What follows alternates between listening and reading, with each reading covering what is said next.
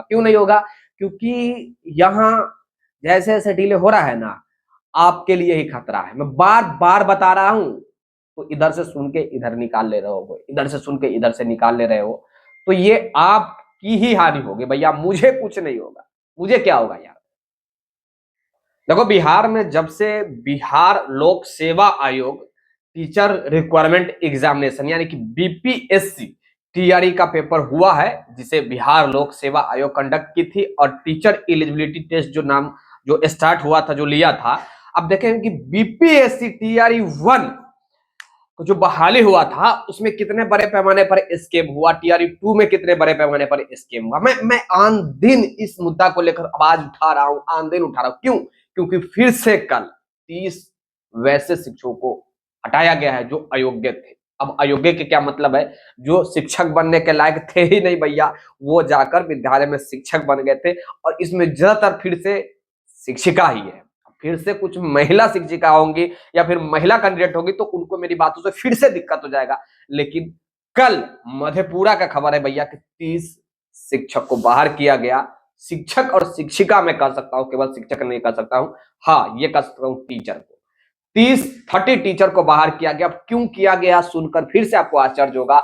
आम दिन आप देखेंगे कि कभी डोमिसाइल गलत बहाल लगाकर चले गए हैं, उसके बाद कोई दिव्यांग सर्टिफिकेट लगाकर चले गए हैं, कोई बिना स्टेट क्वालिफाइड कर ले चले गए हैं भैया, तो कोई 60% से कम सीटेट में मार्क्स लेकर चले गए हैं, तो कोई 50% से कम स्टेट में मार्क्स लेकर चले गए। कल मैं पिछले दिनों स्टेट को लेकर बताया था कि भैया स्टेट में भी जो स्टूडेंट 50% से कम यानी कि 75 नंबर से जिनका कम है, जो अदर स्टेट के हैं, उन लोगों को निकालने का ऑर्डर आया है। नहीं तो आप डॉक्यूमेंट जाकर दीजिए कि भैया हमने 50% मार्क्स यानी कि 75 नंबर लाया है, ये आपको देना पड़ेगा, नहीं तो आपको निकाला जाएगा। इतना बात खैर आप लोग जानते हैं। देखिए, मधेपुरा से खबर आया है कि मधेपुरा में कल के डेट में 30 स्टूडेंटों को निकाला गया। वैसे स्टूडेंट जो बिहार लोक सेवा आयोग टीआरई 1 यानी कि बिहार बीपीएससी टीआरई यानी कि टीचर रिक्वायरमेंट एग्जामिनेशन 1 के द्वारा जो बहाल हुए हैं, सबको निकाला गया है। केवल 1 ही नहीं, 2 में भी यही सिचुएशन है, और 2 भी नहीं, अभी 3 का रिजल्ट आने वाला है। आप देखिएगा कि एक समय आएगा कि 3 को लेकर भी आप लोगों को देखने को मिलेगा कि कहाँ क्या खेला हुआ है, क्या कुछ हुआ नहीं हुआ। इसलिए बातें मैं बोल रहा हूं क्योंकि टीआरई 1 में आप देखेंगे कि लगभग लगभग 2 महीना के अंदर में सारा प्रोसेस कंप्लीट हो गया, फिर भी इतने बड़े पैमाने पर स्कैम हुई ना भाई। टीआरई 2 में आपने देखा कि लगभग 3 मुश्किल से 2-3 महीना उस वक्त भी मिला था, तो इतने बड़े पैमाने पर उस वक्त भी बड़े पैमाने पर खेला हो गया, स्कैम हो गया। अभी टीआरई 3 है, इसमें ना जाने 6 महीना से तो ऊपर ऑलरेडी जा चुका है। मैं बहुत जल्द बोल रहा हूँ 6 महीना, क्योंकि एक बार पेपर भी कैंसिल हुई, दूसरे बार पेपर भी हुआ, और पेपर का कभी प्रोविजनल आंसर, कभी ओएमआर सीट आता है, कभी प्रोविजनल आंसर की आता है, और कभी जो है रिजल्ट का लंबा इंतजार करना पड़ रहा है। तो इसके बीच में काफी ज्यादा डिस्टेंस बना। मैं प्रत्येक दिन ये बातों को जरूर रिप्लाई कर रहा हूं, मैं प्रत्येक दिन हर न्यूज में, हर वीडियो में रिप्लाई ये बातों को कर रहा हूं। क्यों कर रहा हूं?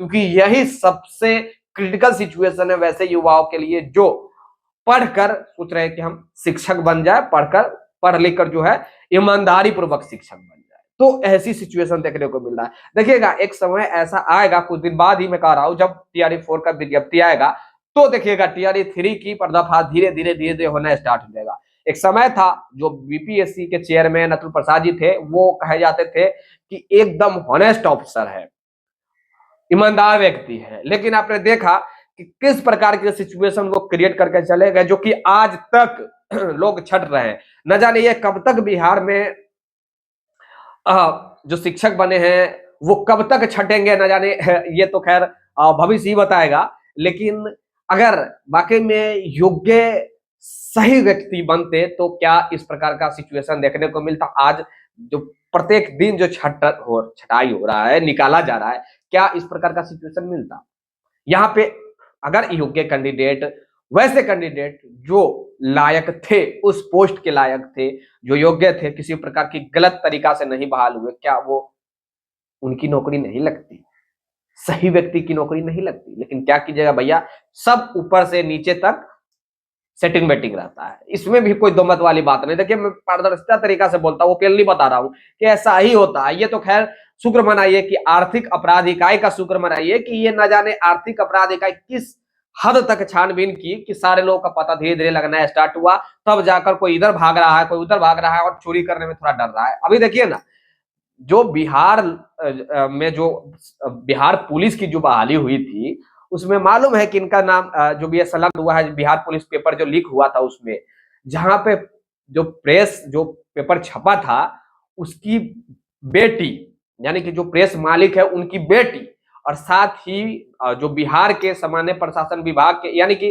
पुलिस विभाग के डीजीपी साहब का उसमें नाम आया है। 10% कमीशन पर डीजी साहब जो है वो पेपर छापने को दिए थे। डीजीपी साहब, डीजी ने नहीं, डीजीपी साहब दिए थे छापने को लेकर।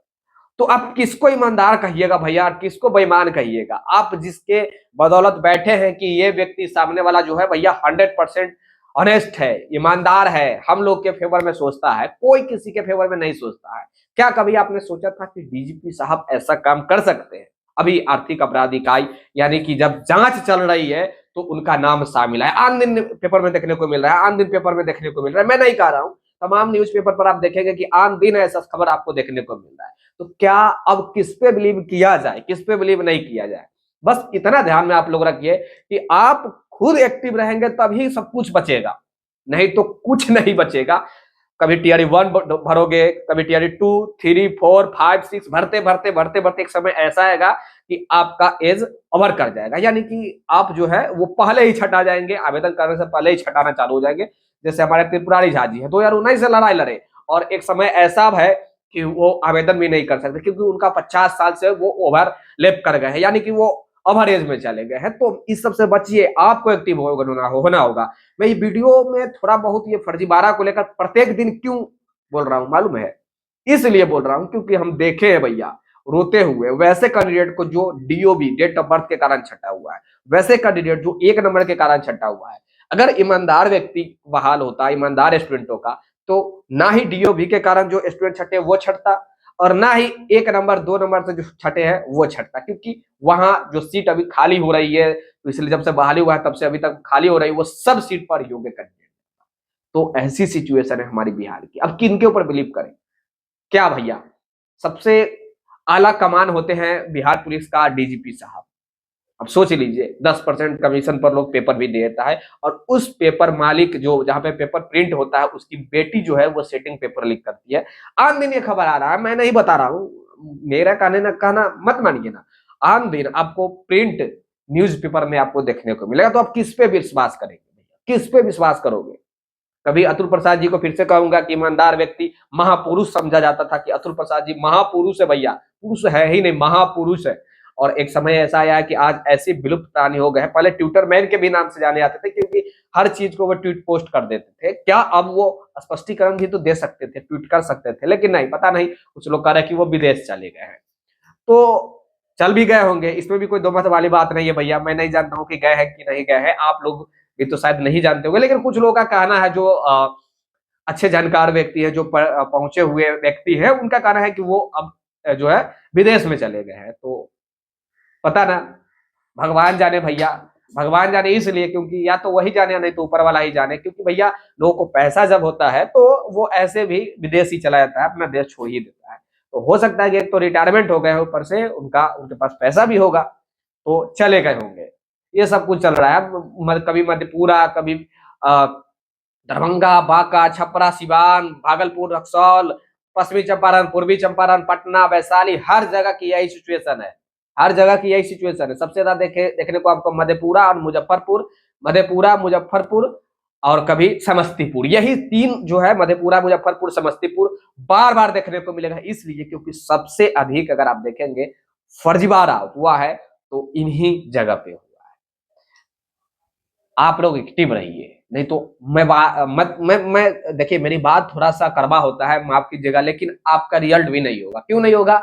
क्योंकि यहाँ जैसे जैसे डिले हो रहा है ना, आपके लिए ही खतरा है। मैं बार बार बता रहा हूं, तो इधर से सुन के इधर निकाल ले रहे हो, इधर से सुन के इधर से निकाल ले रहे हो, तो ये आपकी ही हानि होगी भैया, मुझे कुछ नहीं होगा। मुझे क्या होगा यार?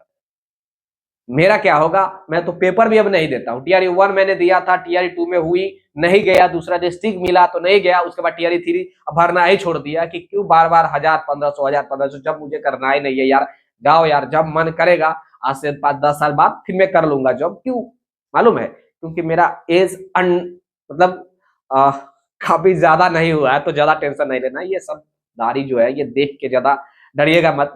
मेरा एज ज्यादा नहीं हुआ है, बस ये मान लीजिए कि जितना एज में नौकरी लगता है उससे 2-3 साल ही एक्स्ट्रा हुआ है, तो मैं कभी भी कर सकता हूँ। और आप लोग का आशीर्वाद प्यार रहेगा तो जरूर करूंगा ही। और जो वर्क मेरा है, जो मैं काम ऑलरेडी कर रहा हूँ, ये भी खराब नहीं है, टीचर से लाख गुना बेटर है। किसी का प्रेशर नहीं है, पहली बात। दूसरी बात की कोई लिमिट भी नहीं है। तीसरी बात ये कि एकदम फ्रीडम है भैया, हम स्वतंत्र है। जब मन जब न्यूज बनाएंगे, जब मन जब सोएंगे, जब मन जब जो बोलना है बोलेंगे। किसी की भैया गुलामी नहीं खटेंगे। पहली बात, सरकार के अधीन नहीं है। सबसे पहली बात, अगर गवर्नमेंट हम जॉब करते फिर भी हम एक लफ्ज गवर्नमेंट के खिलाफ नहीं बात कर सकते, आप लोग के लिए नहीं बात कर सकते, इसलिए क्योंकि गवर्नमेंट तुरंत मेरे ऊपर रिस्ट्रिक्शन लगाती, भैया तुम गवर्नमेंट एम्प्लॉय होते हुए गवर्नमेंट के खिलाफ कैसे बात कर रहे हो, तुम्हारे ऊपर कानूनी कार्रवाई किया जाएगा, तुम्हें सस्पेंड किया जाता है नौकरी से। ऐसा उनका बार बार धमकी भरा एक लेटर जारी होता, लव लेटर जारी होता, जो कि मुझे पसंद नहीं भैया। खैर चलिए, अपना प्रतिक्रिया जरूर दीजिएगा, वीडियो को एक लाइक जरूर कर दीजिएगा, शेयर कर दीजिएगा, और आपसे रिक्वेस्ट है भैया सब्सक्राइब जरूर कर देना, ताकि भविष्य में जो वीडियो बने उसका नोटिफिकेशन आप तक पहुंचे। और आपका सपोर्ट मिला तभी मैं आपके लिए लड़ूंगा ना भाई।